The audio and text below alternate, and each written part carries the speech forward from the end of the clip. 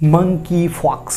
आखिर monkeypox क्या है, ये कैसे स्प्रेड करता है, कितना डेंजरस आपके लिए हो सकता है, और अगर मंकी फॉक्स किसी को हो जाता है तो कैसे आप इसे ठीक कर सकते हो, सब कुछ मैं आपको इस वीडियो में बताऊंगा। एंड मंकी फॉक्स इसका नाम क्यों पड़ा है वो भी मैं आपको बताऊंगा, तो वीडियो को पूरा एट द एंड तक ज़रूर देखो। तो सबसे पहले मंकी फॉक्स का कुछ हिस्ट्री जान लेते हैं। मतलब हिस्ट्री जियोग्राफी तो चलता रहता है, लेकिन किसी भी बीमारी को जानने से पहले उसका कुछ हिस्ट्री या बैक डेट जानना ज़रूर होता है। जैसे कि मंकी फॉक्स, इसका नाम क्यों मंकी फॉक्स पड़ा है ये तो जानना है ना। तो ये जो मंकी फॉक्स बीमारी होता है ये बहुत ही ज़्यादा रेयर बीमारी होता है एंड वायरस डिजीज होता है। और आपको एक बीमारी और पता है शायद, जैसे कि स्मॉल फॉक्स, जो बेसिकली बहुत सारे इंसान को हुआ है या होता है, इंडिया में बेसिकली बहुत ही ज़्यादा होता है।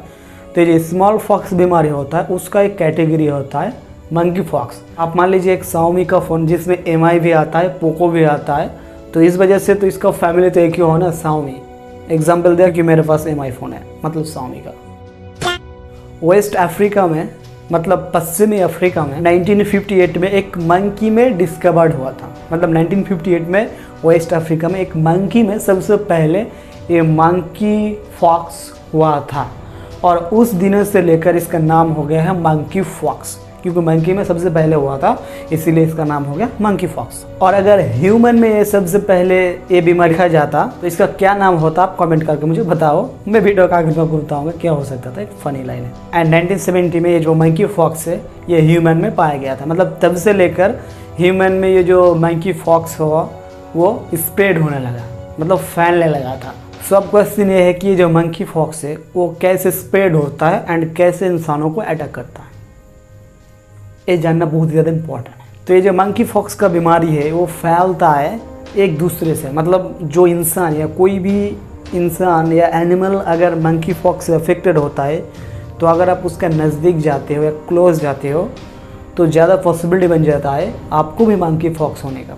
तो इसीलिए आप अवॉइड करो अगर किसी भी इंसान में मंकी फॉक्स होता है उससे। नंबर 2, कोई अगर इन्फेक्टेड इंसान या एनिमल कोई भी चीज़ यूज़ करता है, जैसे कि आप मान लीजिए ब्लेड, नीडल या किसी भी तरह का ऐसा चीज़ जिससे जो वायरस फैलने का खतरा रहता है, उन चीज़ों से आप बचो। क्योंकि अगर आप अफेक्टेड इंसानों का या अफेक्टेड एनिमल का जो कोई भी चीज़ यूज़ करते हो तो ज़्यादा पॉसिबिलिटी बन जाता है कि वो जो वायरस है वो उन चीज़ों में रहे। तो अगर उस चीज़ों में रहता है तो आपको भी हो सकता है अगर आप वो यूज़ करते हो। और ये जो वायरस होता है ना, ये आपका माउथ, नोज़, आइज़ के ज़रिए इंटर करता है आपका बॉडी में। ये अगर आपका बॉडी में कोई भी हिस्सा अगर ब्रोकन होता है, अगर ब्लीडिंग होता है और अगर कहीं हिस्से पे कट लग जाता है तो वो जो कट या जो एरिया जो आपको मैं बताया उसके ज़रिए एंटर करता है ह्यूमन बॉडी में। एंड धीरे धीरे बॉडी में ये जो वायरस होता है वो मल्टीप्लिकेशन होता रहता है, एंड मल्टीप्लिकेशन होने के बाद पूरा बॉडी में फैल जाता है एंड आप अफेक्टेड हो जाते हो मंकी फॉक्स से। तो ये मंकी फॉक्स का कुछ सिम्टम्स होता है जिसके ज़रिए आप इजीली पता लगा सकते हो कि आपका मंकी फॉक्स है या नहीं है। जिस इंसान को ये मंकी फॉक्स होता है उसमें सबसे पहले रैश आ जाता है। रैश क्या है आपको पता है, किसी भी हिस्से में अगर आपको इचिंग होता है तो उससे एक लेयर पड़ जाता है इचिंग का या रैश।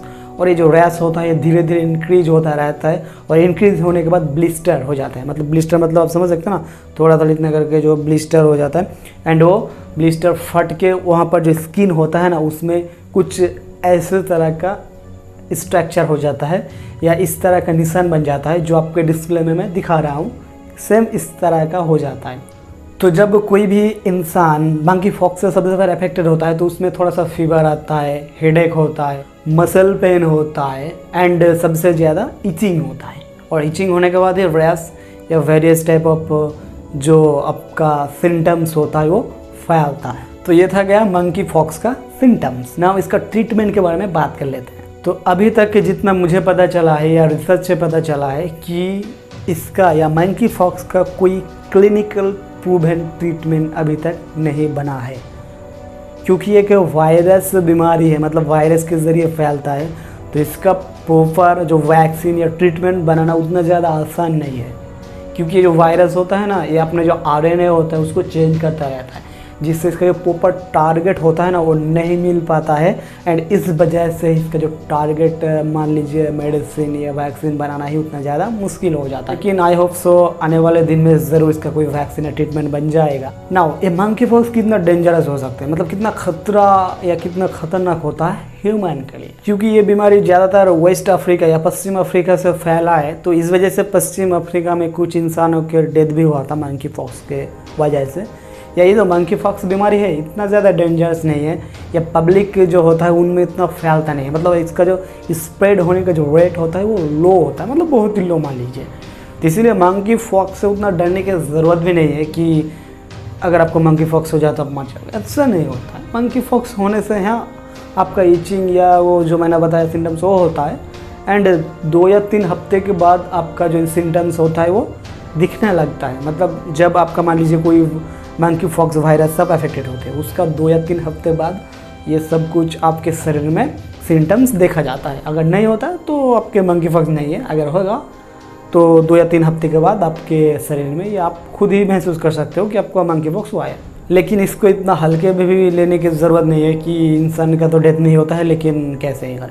लेकिन मैं आपको बता देता हूँ ये जो बीमारी होता है ना इसका बहुत ही ज़्यादा खतरनाक एक साइड इफ़ेक्ट होता है कि आपका जब स्किन में हो जाता है ऐसे तरह का कोई चीज़ तो उसका निशान रह जाता है, बहुत ही पेन होता है आपका स्किन में, मतलब बहुत ही खुजली या जलन होता है। तो इस वजह से इसका सिम्टम्स बहुत ही ज़्यादा खतरनाक होता है। अगर एक बार हो जाता है ना तो मतलब डेथ तो नहीं होगा इंसान का, लेकिन उसको बहुत तड़पाएगा।